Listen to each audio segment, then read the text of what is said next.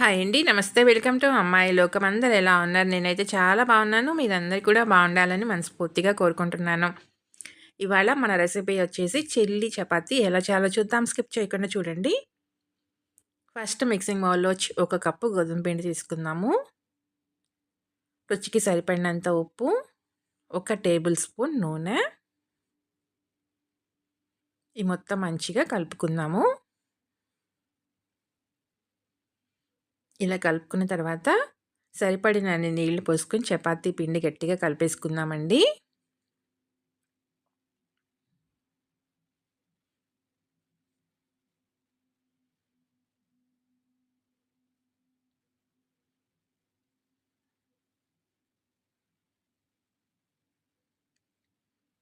పిండి మనకి గట్టిగా ఉండాలి. అస్సలు పలచన కాకూడదు. దానికి తగిన విధంగా నీళ్లు పోసుకుంటా పిండి కలుపుకోవాలి. కలుపుకున్న తర్వాత మూత పెట్టి ఒక 10 నిమిషాలు పక్కన పెట్టుకుందామండి. నానుతుంది పిండి. 10 నిమిషాల తర్వాత చూద్దాము. పిండి చక్కగా మనకి నానిందనమాట. ఒకసారి మళ్ళీ మంచిగా కలుపుకుందాం.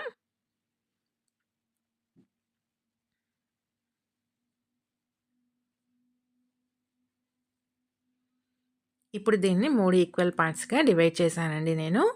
కొంచెం పొడి పిండి వేసుకొని దీన్ని రోటీలాగా మనం రోల్ చేసుకుందాము. చపాతీలాగా కాదండి. పొరలు పొరలుగా అస్సలు రాకూడదనమాట.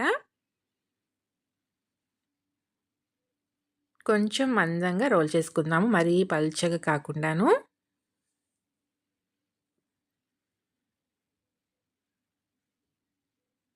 మనం రొట్టెలొచ్చి కొంచెం పల్చగా చేసుకుంటాం కదా!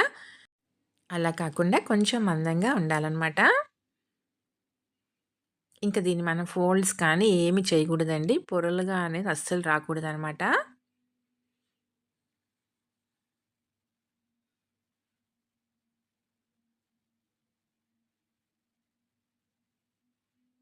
చూడండి ఈ థిక్‌నెస్ ఉండాలి. మూడింటిని కూడా ఇలానే రెడీ చేసుకొని తీసుకుందామండి. ఇప్పుడు పెనం పెట్టుకున్నాము. పెనం వేడెక్కిన తర్వాత ఒక్కొక్కటిగా వేసుకొని మనకి ఎర్రగా కాల్చుకోకూడదండి. లైట్‌గా నూనె అప్లై చేసుకుందాము. వేయనట్టుగానే ఉండాలనమాట నూనె. 2 పక్కల తిరిగేసుకుంటా దీన్ని. పచ్చిదనం పోతే చాలండి మనకి. ఎక్కువగా వేగాల్సిన అవసరం లేదు.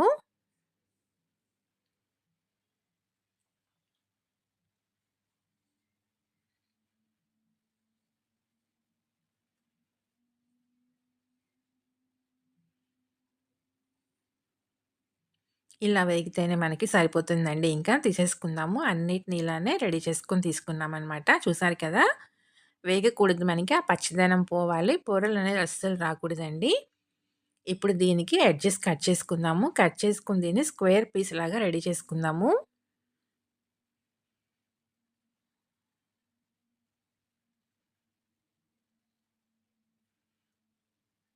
ఈ సైడ్‌లో ఉన్న వాటిని తీసేసుకుందామండి. అప్పుడే మనకి చూడటానికి బావుంటుందనమాట. ఈవెన్ పీసుల్లాగా వస్తాయి. అన్నీను ఒకే రకమైన పీసుల్లాగా మనం కట్ చేసుకోవచ్చనమాట.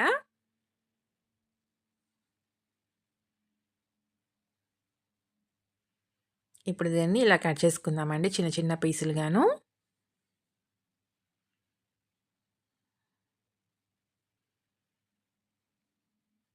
చపాతీ వేయించుకునేటప్పుడే మనం జాగ్రత్తగా వేయించుకోవాలండి. జస్ట్ మనకి ఆ పచ్చిదనం పోతేనే చాలనమాట. మనకి పొరలనేది అస్సలు రాకూడదు లోపల ఎక్కడ వేగేటప్పుడు కూడాను.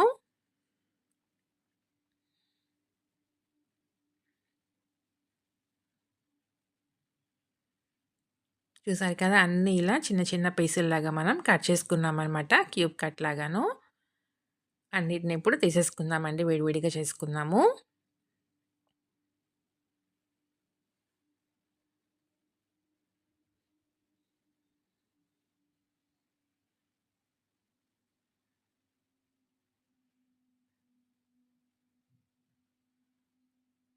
ఇప్పుడు వీటన్నిటిని మనం కడాయిలో కొంచెం నూనె వేసుకుందామండి. ఒక 3-4 టేబుల్ స్పూన్లు నూనె వేసుకొని కొంచెం కొంచెంగా మనం వేసుకుంటా ఫ్రై చేసుకుందాము.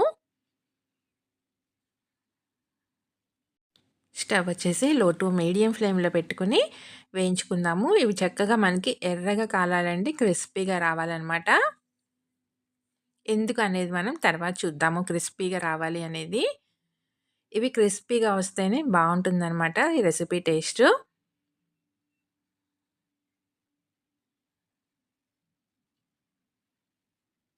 హైలో పెట్టుకున్నామనుకోండి మనకి వేయగానే ఇవి పొంగుతాయన్నమాట. బూరెల్లాగాను అస్సలు పొంగకూడదండి ఇవి. లోపల ఎక్కడ కూడా మనకి లేయర్ అనేది రాకూడదు. అందుకే మనం స్టవ్ వచ్చేసి లో టు మీడియం ఫ్లేమ్‌లో పెట్టుకొని వేయించుకున్నామనుకోండి, ఇలానే మనకి క్రిస్పీగా చెక్కల్లాగా తయారవుతాయన్నమాట. చూసారు కదా! ఎక్కడ ఒక్కటి కూడా పొంగలేదు. చక్కగా వేగిపోయినియి తీసేసుకుందామండి. ఇంకొక బ్యాచ్ కూడా ఇలానే వేయించుకొని తీసుకుందాము.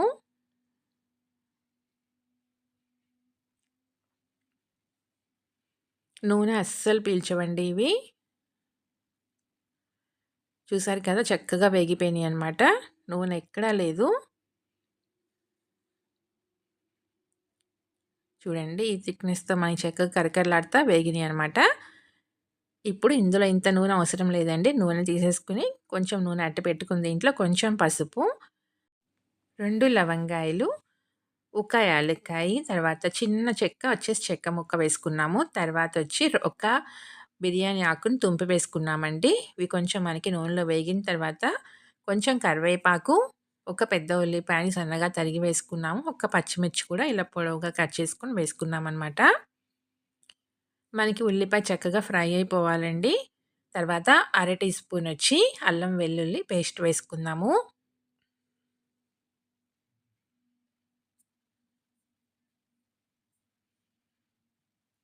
ఇవన్నీ మనకి చక్కగా వేగిపోయినియనమాట.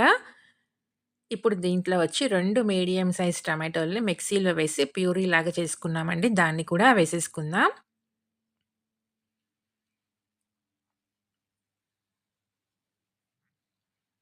చాలా సింపుల్ రెసిపీ అనమాట. టేస్ట్ అయితే చాలా బావుంటుందండి. ఇప్పుడు దీనిలో రుచికి సరిపడినంత ఉప్పు, అర టీ స్పూన్ ధనియా పౌడర్, ఒక పావు టీ స్పూన్ జీలకర్ర పొడి,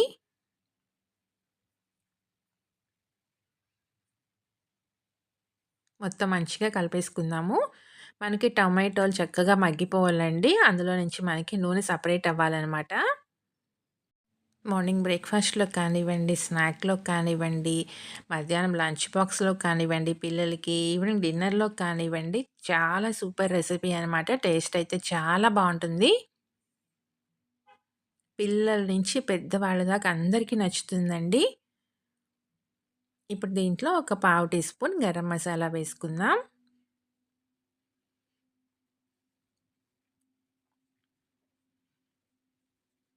మొత్తం కలిపేసుకుందామండి. మనకి నూనె అనేది సెపరేట్ అయిపోవాలనమాట. టమాటోస్ ఇవన్నీ మంచిగా మగ్గిపోవాలి. టమాటోలు మనకి చక్కగా వేగిపోయినియి. ఇప్పుడు దీంట్లో వచ్చి అరకప్పు నీళ్లు పోసుకుందామండి. నేను మిక్సీ జార్ తొలిపేసి ఆ నీళ్ళే పోసాననమాట. ఒక అర టీ స్పూన్ కారం వేసుకుందాము. తర్వాత ఒక పావు టీ స్పూన్ మిరియాల పొడి వేసుకుందామండి.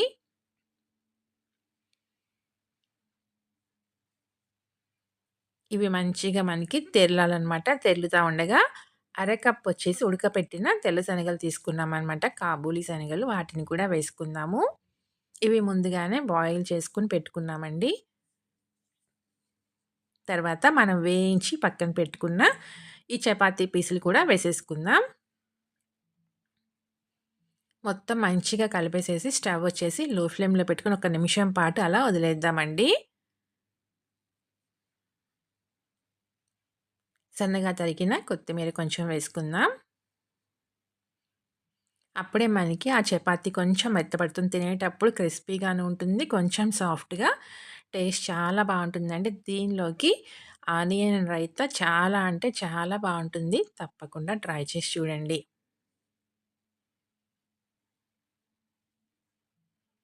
ఇంక స్టవ్ అయితే ఆఫ్ చేసుకుందామండి. వేడివేడిగా తిన్నా గానీ, ఆరిపోయిన తర్వాత తిన్నా గానీ, ఎలా అయినా గానీ టేస్ట్ చాలా బావుంటుంది. తప్పకుండా ట్రై చేసి చూడండి. మీకెలా వచ్చిందో కూడా నాకు తప్పనిసరిగా కమెంట్ చేయండి.